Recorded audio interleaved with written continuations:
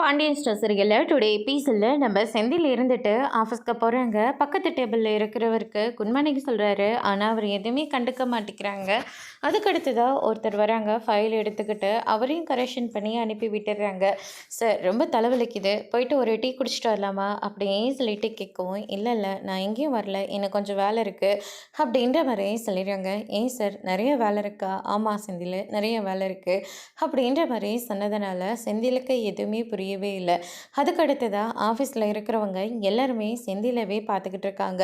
ஆமாம்மா, இவரும் சேர்ந்து தான் லஞ்சம் வாங்கினாரு அப்படின்னு சொல்லிட்டு எல்லாம் பேசிக்கிட்டு இருக்காங்க. செந்திலுக்கு எதையும் புரியாமல் அமைதியாக இருக்காரு. அதுக்கடுத்ததாக பார்த்திங்கன்னா இந்த சைடு கூப்பிட்றாங்கன்னு சொல்லிட்டு உள்ளே போகிறாங்க. சார் என்ன சார் விஷயம்? குட் மார்னிங் சார் அப்படின்ற மாதிரி சொல்லிட்டு செந்தில் பேசுகிறதுக்காக போகிறாரு. ஆனால் அவர் சஸ்பெண்ட் ஆர்டரை கொடுத்துட்றாங்க. உங்களை சஸ்பெண்ட் பண்ணியிருக்கோம், கூட இருந்தவங்க எல்லாருமே லஞ்சம் வாங்கியிருக்காங்க, நீங்களும் வாங்கியிருக்கிறதா அவங்க எல்லாரும் வாக்குமூலம் கொடுத்துருக்காங்க. அதனால் என்கொயரி முடிகிற வரைக்கும் உங்களை நாங்கள் சஸ்பெண்டில் தான் வச்சுருப்போம் அப்படின்னு சொல்லிட்டு அதை ஆர்டரை எடுத்து கொடுக்குறாங்க. அதை பார்த்த உடனே செந்திலுக்கு எதுவுமே புரியவே இல்லை. எப்படி சார் அப்படின்னு சொல்லிட்டு கேட்கவும், எதுவாக இருந்தாலையும் லீகலாக வந்துடுங்க அப்படின்ற மாதிரி சொல்லி அவரை வெளியே போக சொல்கிறாங்க. செந்திலுக்கும் எதுவுமே புரியாமல் மீனாவை வர சொல்கிறாங்க. மீனாவும் ஒரு இடத்துக்கு போகிறாங்க. அங்கே பார்த்தீங்கன்னா செந்தில் நடந்த எல்லா விஷயத்தையும் மீனா கிட்ட சொல்லிகிட்டு இருக்காங்க. எனக்கு என்ன பண்ணுறதுனே தெரியல மீனா அப்படின்ற மாதிரி சொல்லிகிட்டு இருக்காங்க.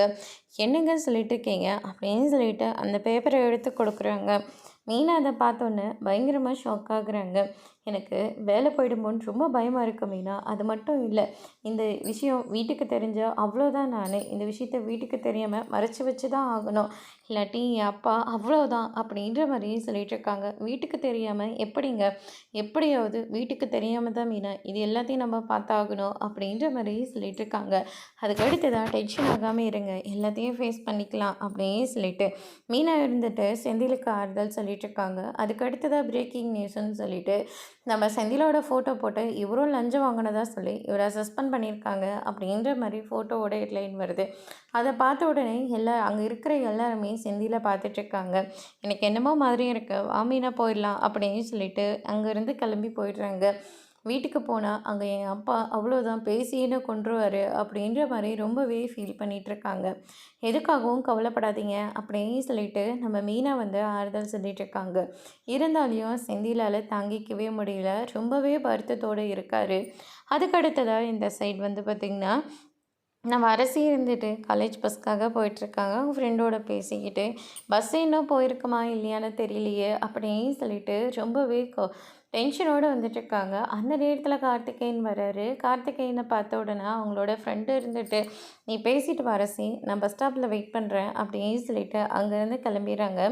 அதுக்கு அடுத்ததாக கார்த்திகேயன் இருந்துட்டு, ஃப்ரெண்டு ஒருத்தர் பார்க்குறதுக்காக வந்தேன். ஓ அப்படியா, நான் தான் தேவையில்லாமல் உங்களை பார்த்தோன்னே நின்றுட்டேனா அப்படின்னு சொல்லிட்டு அரசி சொல்லவும், அப்படி சொல்லணும் தான் ஆசை, ஆனால் அதெல்லாம் இல்லை, அரை மணி நேரமாக உங்களுக்காக நான் காத்துட்ருக்கேன், இன்னும் பஸ்ஸு போகலங்க அப்படின்ற மாதிரியே சொல்லிடுறாங்க.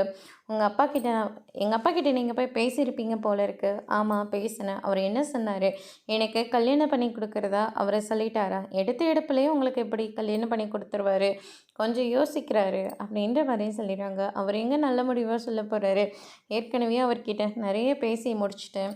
அந்த கோவத்தில் அது ஏதாச்சும் ஒரு என்னை கல்யாணம் பண்ணியது கொடுக்க மாட்டார் அப்படின்ற மாதிரி ஒரு பக்கம் டென்ஷனாக பேசிகிட்டு இருக்காங்க. சரிங்க, எனக்கு பஸ் வந்துடுச்சு. அரசி ஒரு நிமிஷம், அவருக்கு என்னை கல்யாணம் பண்ணிக்கோன்னு சொன்னால் நீ என்னை பண்ணிப்பியா? பண்ணிப்பேன், பண்ணக்கூடாதுன்னா பண்ண மாட்டேன் அப்படின்னு சொல்லிட்டு அரசி அங்கேருந்து போயிடுறாங்க. அதுக்கு அடுத்ததாக பார்த்திங்கன்னா இந்த பக்கம் நம்ம பழனி இருந்துட்டு முத்துவேல் சொத்தை பறித்து தரன்ற விஷயத்த சொல்லிடுறாங்க. எதுக்காகடா அண்ணனுக்கு இது தேவையில்லாத வேலை? அண்ணனுக்கு உடம்பு சரியில்லைல்லக்கா, அதனால் அண்ணன் ரொம்பவே பயந்து போயிருக்கு அப்படின்ற மாதிரி சொல்லிக்கிட்டு இருக்காங்க.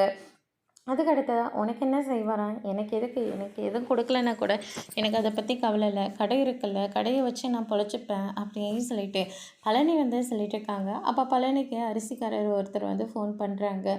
உங்கள் அக்கா பையன் செந்தில் கவர்மெண்ட் வேலையில் தானே இருக்கார், அவரை சஸ்பெண்ட் பண்ணியிருக்காங்க லஞ்சம் வாங்கினதா சொல்லி அப்படின்ற மாதிரி நியூஸ் வந்திருக்கு நீங்களே பாருங்கன்னு சொல்லி அனுப்பி விட்டுறாங்க. அங்கே இருக்கிற பாண்டியனோ கோமதி அந்த நியூஸை பார்த்தோன்னே பயங்கர அதிர்ச்சி ஆகுறாங்க. அதுக்கடுத்து தான் செந்தில மீனா வராங்க. என்னடா செந்தில் என்னென்னமோ சொல்லிட்டு இருக்காங்க, உன்னை சஸ்பெண்ட் பண்ணிட்டாங்களே மேடா அப்படின்ற மாதிரி கேட்டுக்கிட்டு இருக்காங்க. இதை கேட்டோன்னே செந்திலுக்கு பயங்கர அதிர்ச்சி இருக்குது. அதேபடி இவன் செஞ்ச தப்புக்கு பிராய்ச்சித்தம்னு ஒன்று இருக்குல்ல, கடவுள் எல்லாத்தையும் பார்த்துக்கிட்டு தானே இருக்காரு, அதுக்கான தண்டனை தான் இது எல்லாமே அப்படின்னு சொல்லிட்டு பயங்கரமாக திட்டிட்டு நம்ம பாண்டியன் அங்கேருந்து போயிடுறாங்க. அதோட இன்னைக்கான எபிசோட் முடிச்சிருக்காங்க. இனி பாண்டியன் ஸ்டோர் சீரியலில் அடுத்தடுத்து என்னெல்லாம் நடக்க போகுதுன்றது வெயிட் பண்ணி பார்க்கலாம். தேங்க்யூ.